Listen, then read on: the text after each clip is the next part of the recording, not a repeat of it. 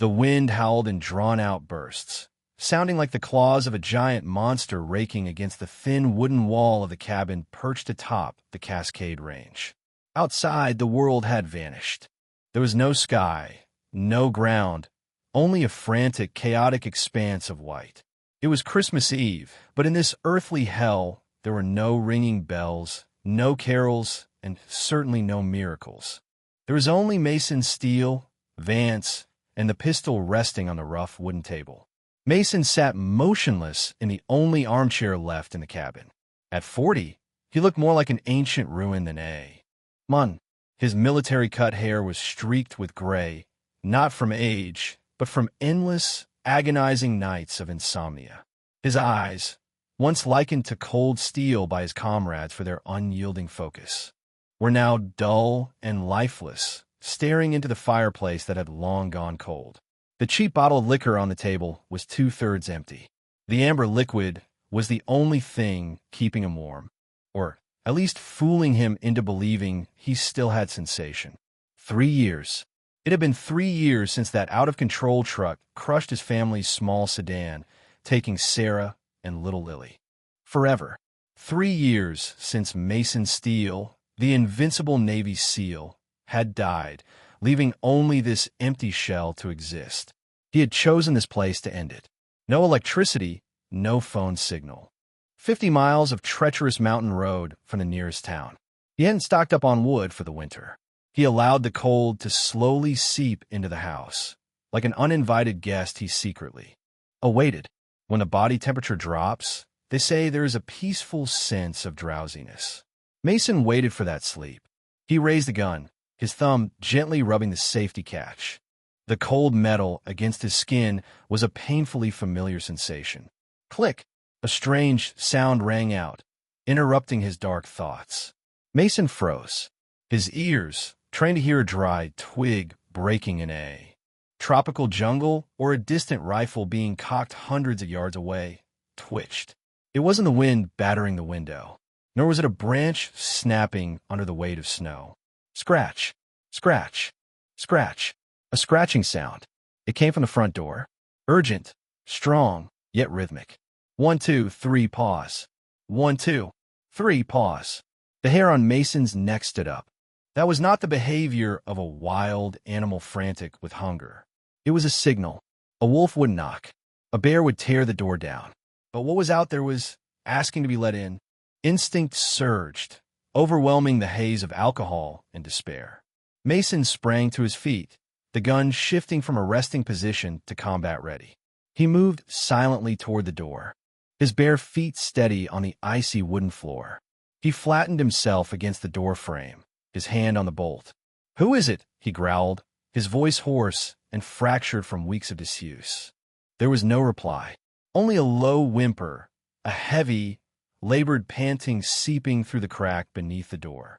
Mason took a deep breath, slid the bolt, and yanked the door inward. The storm burst in. Like a punch, snow and wind lashed his face, so cold it felt as though his lungs instantly froze. His vision was obscured by the whiteout. He squinted, pointing the gun out, ready to pull the trigger, but the barrel slowly lowered.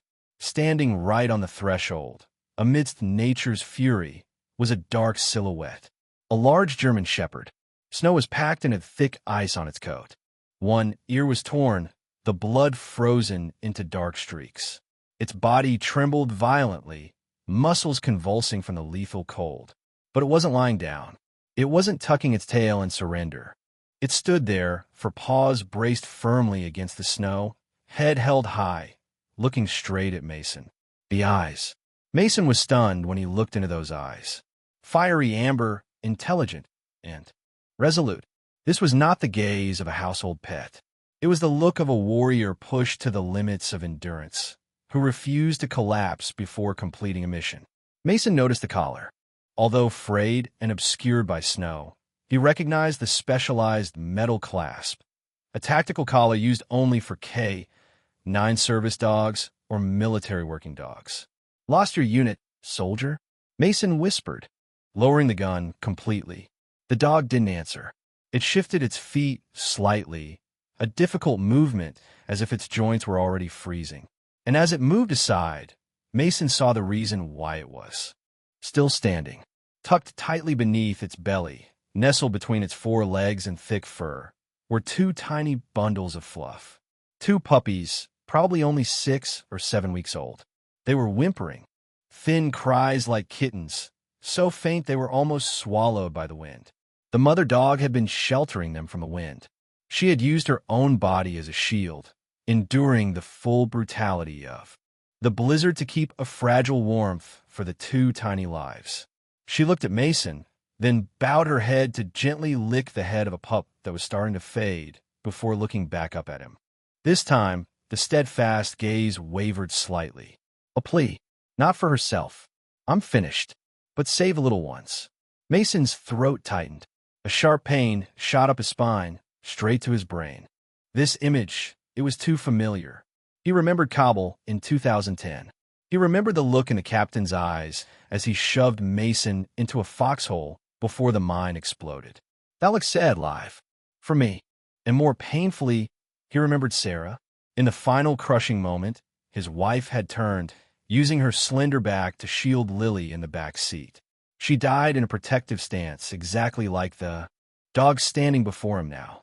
Mason's apathy, his expectation of death shattered. His supposedly stone heart gave a sharp, painful beat, pumping hot blood through his freezing body. He couldn't let them die. Not tonight. Not in front of him. Mason tucked the gun into his waistband, stepped fully onto the porch, ignoring the snow lashing his bare skin. He knelt on one knee, raising his hand in a sharp command. Get in. Form up and move. Now. The mother dog, hearing the familiar order, slightly perked her ears. She understood. She used her nose to strongly push the two pups toward the door. Her paw slipped on the ice. She nearly collapsed, but survival instinct flared one last time. She gently grasped one pup by the scruff of the neck, carried it inside, and then turned to retrieve the other. But Mason was faster. He bent down, his large hand scooping up the remaining puppy. It was stone cold, stiff as a rock. He grabbed the mother dog by the scruff, supported her heavy but failing body, pulled the whole family inside, and slammed the door shut. The howling wind was blocked outside, but the cold inside was barely better. The fireplace was icy. No wood. Mason had burned the last log 2 days ago. Damn it. Mason cursed under his breath steaming white. He placed the two puppies on the worn rug in the center of the room. The mother dog, Mason mentally called her K9, collapsed beside them, panting heavily, her tongue blue. She was severely hypothermic. Without immediate warmth, her heart would stop in minutes. Mason looked around the empty cabin. Nothing left to burn. Only the table and the chair he had just been sitting on. Without a second of hesitation, Mason lunged at the sturdy oak armchair, his grandfather's last heirloom. He raised it high above his head and slammed it onto the floor. Crash! The chair shattered into pieces. Mason gathered the broken pieces of wood and piled them into the fireplace. He ripped apart the only book left on the shelf for kindling, his hands trembling as he struck a match. One match, 2 matches broke. On the third attempt, the fire ignited, licking the yellowed pages and catching the dry wood. Warmth began to spread, but too slowly. Mason returned to check on his patients. The two puppies were still motionless, their breathing so faint he had to place his finger on their chest to feel it. The mother was starting to twitch slightly, her eyes glazed. The fire wasn't large enough to save them. Mason knew what he had to do. He had learned this in his Arctic survival training, SEER. When there is no external heat source, the only source is the human body. He ripped off his liquor-stained t-shirt, revealing a heavily scarred torso, bullet wounds, knife cuts, and then visible scars on his soul. He pulled the only wool blanket off the bed and spread on the floor right in front of the fireplace. He lifted the mother dog. She was heavy, her fur drenched with melted snow. He placed her on, her side on the blanket, then tucked the two puppies between her belly and his own chest. Mason lay down, curling his body around all 3 animals. He pulled the edges of the blanket tightly over, all of them, forming an airtight cocoon to retain heat. The first sensation was the bone-chilling cold transmitting from the dog's wet fur to his bare skin. Mason shivered, his teeth chattering uncontrollably. Their smell assaulted his nostrils. Wet dog, the metallic tang of blood, dirt, and the scent of fear. But he didn't push them away. Instead, he held them tighter. "Come on, hang in there, soldiers." Mason whispered, his voice echoing in the confined space of the blanket. "Don't you dare die. I forbid you to die." His calloused hands rubbed vigorously against the mother dog's body, stimulating blood flow. Then he reached down to massage the two puppies. One of them stirred. It burrowed its cold nose into his armpit, seeking warmth. The moment that wet nose touched the soft skin under his arm, Mason felt his chest break open. Memories flooded back. He remembered the feeling of holding Lily for the first time in the hospital. She was also tiny, fragile, and seeking warmth from him just like this. He had sworn to protect her, but he had failed. He was an elite soldier, a professional killer, yet he couldn't save his own small world. Hot tears streamed down Mason's cheeks, falling onto the mother dog's fur. He wept. For the first time in 3 years, he wept. Not loud wails, but choked, gut-wrenching sobs that shook the chest. Pressed against these poor creatures. "I'm sorry. Daddy's sorry." He whispered meaningless words, blending the present and the past, as if sensing the pain of the man holding her. The mother dog stopped trembling. She let out a low whimper, then lightly licked Mason's neck. Her rough, warm tongue was a clumsy comfort. "He is saving us. He is doing well." Time passed slowly, almost stopping. The fire crackled in the hearth. Warmth was gradually regenerated inside the wool blanket cocoon. An hour later, Mason felt the change. The mother dog had warmed up. Her breathing became regular and deep. The two puppies began to stir, their tiny bellies rising and falling strongly. They started nudging for their mother's teat, making satisfying smacking sounds. They were alive. Mason let out a long sigh of relief. He carefully peeled back the blanket to let the air circulate. But he didn't get up. He was utterly exhausted, physically and emotionally. He remembered he had a few old MREs, meal, ready to eat, in his tactical backpack, stashed in a corner. He forced himself up, retrieved a package, and opened it. It was rock-hard military crackers. He chewed them into a pulp in his mouth, mixed them with some saliva, and spat the mixture into his palm. "Here, eat." He offered his hand to the two puppies. They sniffed and then licked greedily. The mother watched him, waiting. Mason broke a larger piece of cracker and offered it to her.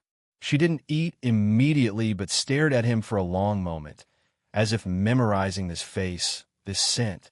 Then she gently took the food from his hand, careful not to let her teeth touch the skin of her savior. That night, in the dying firelight, Mason no longer felt alone. He leaned his back against the wall, the mother dog's head resting on his lap in deep sleep, and the two puppies curled up in his arms. Mason looked down at them, then at the gun still on the table. He reached for it, but not to take his life. He removed the magazine, checked it, and placed it down beside him, in the most easily accessible position if there were intruders. He had switched from self-destruct to protection mode. When dawn broke, the blizzard had passed, leaving a world pristine white and silent. Sunlight streamed through the window, illuminating the sleeping faces. Mason woke up. The heavy feeling in his chest that had been present every morning for the past 3 years seemed slightly lighter. He looked down at his unit. The mother dog woke up stretched, and then sat primly in front of him, awaiting orders. "You need a name," Mason said, his voice hoarse but warm. He looked at her dignified demeanor. "You're the leader," the point man. "Alpha." The dog wagged her tail once, accepting. He looked down at the two fluffy bundles scrambling up, playfully nipping each other's ears. "And you too, Bravo and Charlie. Did you hear that?"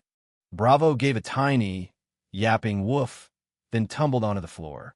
Charlie ran and playfully bit Mason's shoelace. Mason laughed. A strange sound resonated in the wooden cabin, shaking the dust of time.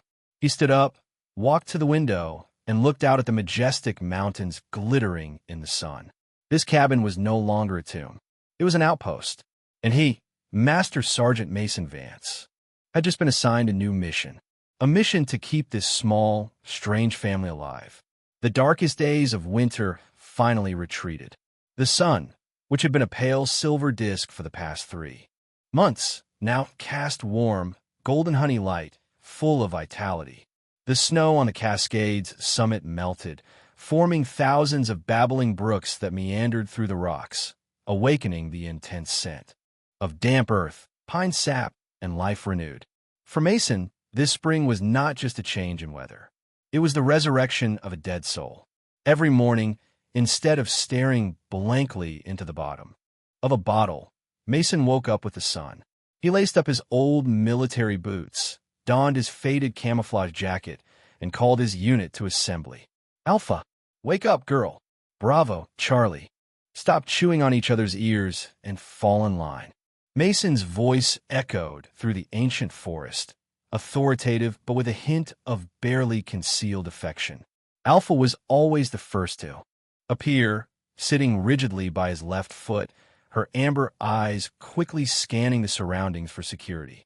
Meanwhile, Bravo and Charlie, now 3 months old, growing rapidly thanks to Mason's rations, and canned meat, shot out the door like furry missiles, tripping over each other, rolling around, and barking excited, high-pitched yelps.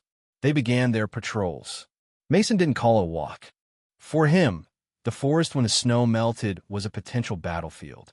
Predators waking from hibernation would be hungrier and more aggressive than ever.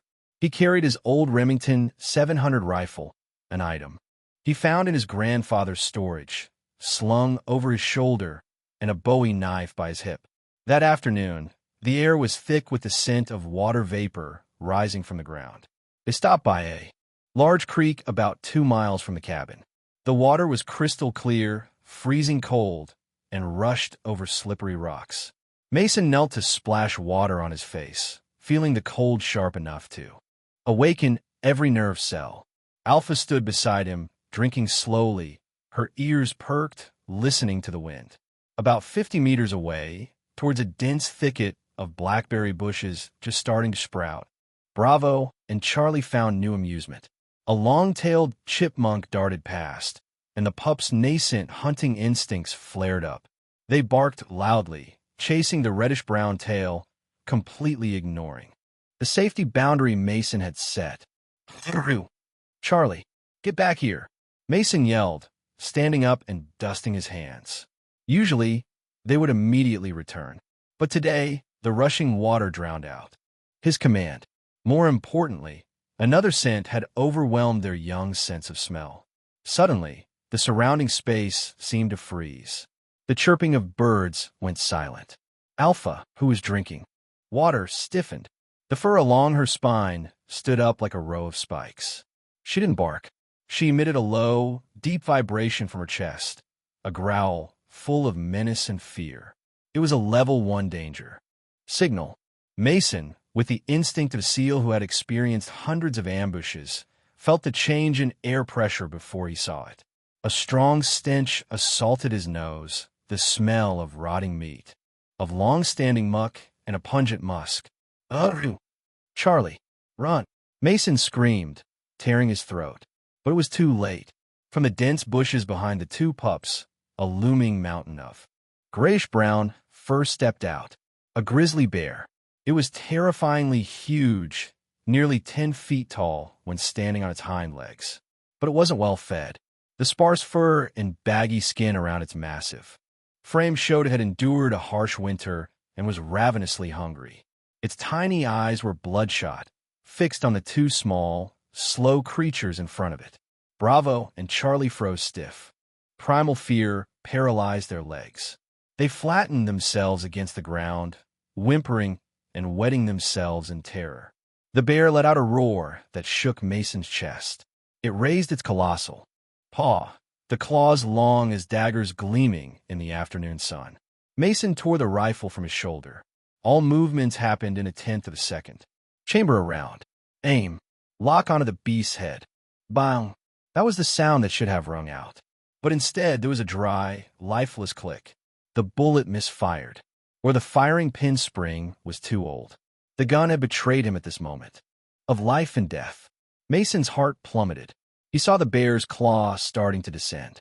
He saw Bravo tightly shut his eyes. The image of little Lily in the crushed car superimposed itself onto the two puppies. No, it can't happen again. But the distance was too far for him to reach them. Just as the scythe of death was about to touch Bravo, a dark blur streaked past Mason's vision. Fast, precise, brutal. It was Alpha. She didn't lunge for the bear's throat. She knew her size was nothing compared to the half-ton monster. With the tactical intelligence of a seasoned working dog, Alpha drove straight for the opponent's weakest point, the rear leg tendon. Her sharp teeth clamped down on the bear's Achilles tendon. She didn't just bite, she yanked her head hard, using her entire body weight to tear at the muscle fibers. Gruer! The bear roared in agony, the sound tearing through the afternoon sky. The lethal swipe intended for Bravo was deflected, slamming into the ground, scattering dirt. The monster spun around, its rage now focused on its attacker. Alpha released and backed away, barking loudly to provoke, trying to pull the bear away from her pups. But the bear was faster than its bulky appearance suggested. As Alpha tried to leap backward, the bear's colossal arm swung sideways. Crunch! A heavy, brutal sound rang out. Alpha was thrown 5 meters away like a rag doll. Her body slammed hard into the trunk of an old oak tree before falling to the ground. She let out a short, agonizing yelp and lay still. Fresh blood starting to seep from her nose and mouth. Alpha Ea! Mason's scream tore his throat, but he didn't stay frozen there. 5 seconds. Alpha had traded her life to buy him exactly 5 precious seconds. Mason discarded the useless rifle. In that moment, Mason's steel, Vance returned. The dull eyes vanished, replaced by the fiery gaze of a godslayer. Back pain, aging, fear, all were wiped clean by a pure, hot surge of adrenaline. He pulled the 12-inch Bowie knife from its sheath. The shiny steel blade reflected the sunlight. Come and get me, you beast! Mason roared, charging toward the bear. He wasn't running away. He was attacking a grizzly bear with a knife. The bear, which was about to finish off Alpha, was drawn by the roar of the bipedal creature. It turned, stood up straight, blocking out the sun. It regarded Mason as a delicious and stupid piece of prey. Mason didn't stop. He knew if he stopped, he would die. He ran, stepped onto a rock by the creek, and launched himself into the air. As the bear swung its paw at him, Mason twisted in midair. The bear's claws tore through his thick jacket, carving 3 deep. Gashes into his left shoulder. Flesh ripped, blood gushed out. The burning pain spread throughout his body. But Mason didn't feel the pain. He used the impact force to close the distance to the beast. He plunged the knife deep into the bear's shoulder socket where the neck met the torso. He twisted the handle hard, trying to sever the artery. The beast's hot blood sprayed directly onto Mason's face, blurring his vision. The bear roared, frantically shaking its body, throwing Mason to the ground. Mason fell on his back into the mud, the knife slipping from his hand. The bear, now gravely wounded and enraged, lunged, pinning him down. Its foul-smelling mouth opened wide, intending to crush the head of the man who dared challenge it. Mason used his uninjured right arm to block the bear's throat, but its weight was crushing his ribs. He was about to die. He knew it, but suddenly, the pressure lessened. A blood-soaked shadow charged in again. Alpha. She wasn't dead. Despite her limping rear leg, a bruised right flank, and labored breathing with bloody foam, she charged. She didn't bark, didn't warn. She lunged straight at the bear's ear, hanging from the monster's head. At the same time, 2 tiny, yet fiercely angry barks rang out. Woof, woof, woof. Bravo and Charlie. Instead of fleeing as instinct dictated, they had turned back. They rushed in to bite the bear's hind legs. Their puppy teeth couldn't injure the bear, but their insane courage panicked the beast. It was surrounded. A crazy man with a cold steel knife, an immortal female dog who didn't know the fear of death, and two pups daring to attack the king of the forest. The bear let out one last roar of frustration. It shook Alpha off, but this time Alpha landed on all four paws, though staggering, still standing between the bear and Mason. The beast retreated. It looked at the strange pack before it. Blood flowed profusely from its shoulder, ear, and leg. It realized the price for this meal was far too high. It turned its head, limped, and ran off into the deep forest, leaving long trails of blood on the ground. Silence descended upon the creek bank, heavy and suffocating. Mason lay flat on his back in the mud, breathing in ragged, heavy gasps. Blood from his left shoulder stained the puddle beside him. He tried to sit up, his head spinning. "Alpha," he whispered. A few meters away, Alpha was standing, but her legs were trembling violently. She turned her head to look at Mason. Half her face was covered in bear blood and her own blood. She walked, each step difficult, dragging her injured leg toward him. She didn't lie down to rest. She came to Mason, bowed her head to sniff the wound on his shoulder, then began to lick it, cleaning the blood and mud, just as she cared for her pups. Mason burst into tears, not from pain, but from the intense emotion that was suffocating his heart. He wrapped his right arm around Alpha's neck, pulling her head to rest against his forehead. "You idiot! You brave idiot!" He sobbed, his tears mixing with the blood on the dog's face. Bravo and Charlie ran over, squeezing in between the two of them. They licked Mason's face, licked Alpha's face, their tails wagging. Frantically, whimpering with relief that their family was still alive. Mason looked at the three anxious faces surrounding him. In the midst of extreme physical pain, he felt an unprecedented mental strength. He realized that during the blizzard, he had saved them out of human compassion. But today, on this bloody creek bank, they had saved his life out of family loyalty. They had bled together. They had faced death together and won.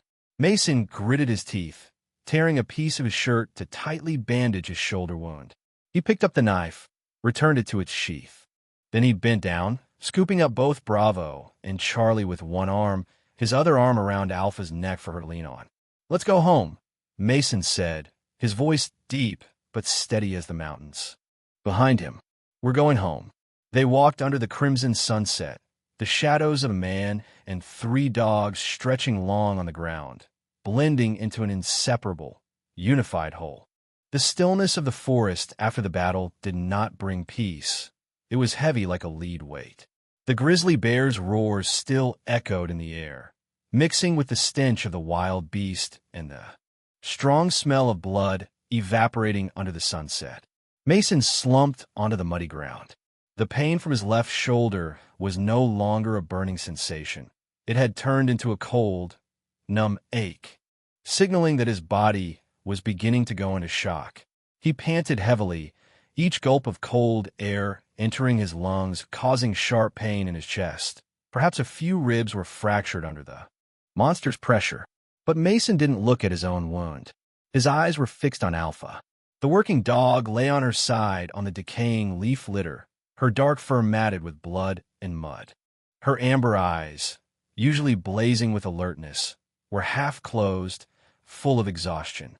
Bravo and Charlie were scrambling around their mother, licking the streaks of blood, letting out tiny, fearful whimpers.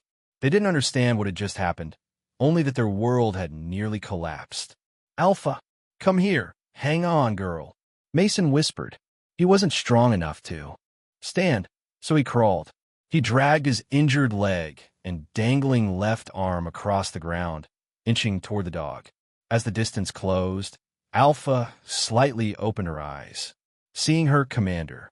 Approaching, she strained her neck, making a monumental effort to lick the bloody wound on Mason's shoulder. That action made Mason pause. Tears welled up, mixing with the bear blood drying on his face. "You idiot, you're the one who needs attention."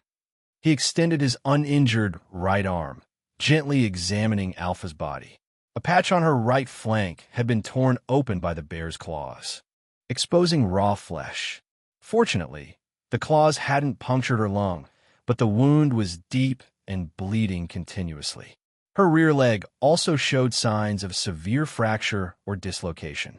The combat medic instinct of a Navy SEAL surged in Mason's mind, pushing back the pain. He tore his camouflage shirt into long strips. He tightly bandaged Alpha's flank wound first, using just enough pressure to staunch the bleeding while allowing her to breathe. Alpha lay still, without a single whimper, her eyes locked on his with absolute trust. She placed her life in his hands without hesitation. After temporarily stabilizing Alpha, Mason used the remaining cloth to hastily wrap his own shoulder. He had to get the entire team home immediately. Night was falling, fast, and the smell of blood would attract other predators. "Listen up, unit," Mason said, his voice low, regaining the demeanor of a commanding officer. "We have to move. No one stays here. Alpha, I need one last effort from you." "Bravo, Charlie, stick close to me." The journey back to the wooden cabin, which should have taken 30 minutes, stretched into a century. It was the most agonizing and heroic trek Mason had ever endured. He carried both Bravo and Charlie with one arm. The two pups were strangely silent now, as if they understood the gravity of the situation. His other arm was draped around Alpha's neck, providing her support. Each step was pure agony. The wound on Mason's shoulder protested with every heartbeat, while Alpha hobbled, her body shaking with pain every time she placed her paw down. There were moments Mason thought he would collapse, but when he felt Alpha's head resting against his hip and the soft patter of the two pups beside him, he gritted his teeth and pressed on. "They're my family. I cannot lose them like Sarah and Lily."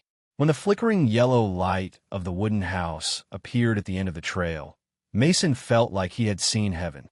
He stumbled inside, slammed the door shut, and bolted it securely. The wooden cabin, which he once considered his own tomb, now radiated the warmth of salvation. Mason didn't rest. He pulled out the specialized medical kit he always kept in his tactical backpack. He built a large fire in the fireplace, heating a pot of water to a boil. "Come here, Alpha. Time to clean that wound." Under the flickering firelight, Mason performed field surgery. He used antiseptic to clean Alpha's wound. When the liquid touched her sensitive flesh, Alpha shivered, her muscles tensing. But she did not snarl or growl at him. She only stared into the flame, clenching her jaws, enduring the pain because she knew he was saving her. Mason used a needle and medical thread, meticulously stitching the wound on Alpha's flank. His fingers, accustomed to pulling a trigger, now trembled with gentleness as they passed through the skin of his four-legged comrade. When the final stitch was complete, he gave her a strong dose of antibiotics. "There you go, girl. You did great." Then it was his turn. Mason cleaned his own wound in the mirror, gritting his teeth in grim resignation as he poured alcohol onto his mangled shoulder. He couldn't stitch it himself at that angle, so he used medical tape to seal the wound tightly.